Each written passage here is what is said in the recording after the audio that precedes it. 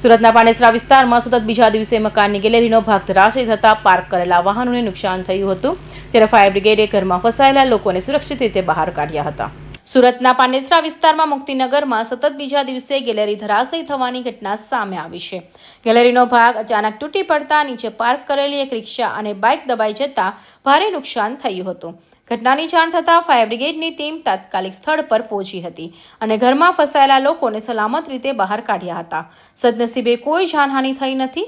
છેલ્લા કેટલાક દિવસોથી શહેરમાં રસ્તાઓ પર ભૂવા પડવાની ઘટનાઓ બાદ હવે મકાનોની ગેલેરીઓ ધરાશયી થવાની ઘટનાઓ સામે આવતા સ્થાનિકોમાં ભય અને ચિંતાનો માહોલ જોવા મળી રહ્યો છે.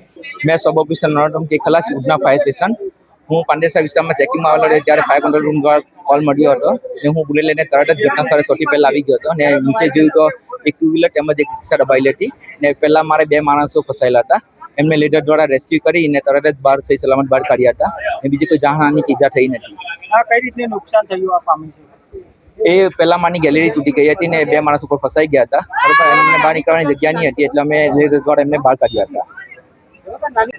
પાંડેસરા પોલીસ વિસ્તારમાં આવેલ મુક્તિનગર સોસાયટીના એક મકાનની છત એટલે કે ગેલેરી પડી ગયેલાના 112 ઉપર બોલાવતા તાત્કાલિક લોકલ પોલીસ સાથે સ્થળ ઉપર આવેલા હતા. ફાયર બ્રિગેડ હાજર હતી. ઉપર મકાનમાં 2 અને બીજા મકાનમાં 3 5 થી 6 માણસો ફસાયેલા હતા જેને ફાયરની મદદથી રેસ્ક્યુ કરવામાં આવે છે. હાલ સુધી કોઈ જાનહાનિના સમાચાર નથી, પરંતુ એક બાઇક તેમજ એક રિક્ષા કાટમાળમાં ફસાતા નુકસાન થયેલા છે. જે બીજો કાટમાળ છે ખસેડવાની કાર્યવાહી ચાલુમાં છે. લોકલ બંદોબસ્ત ચાલુ છે.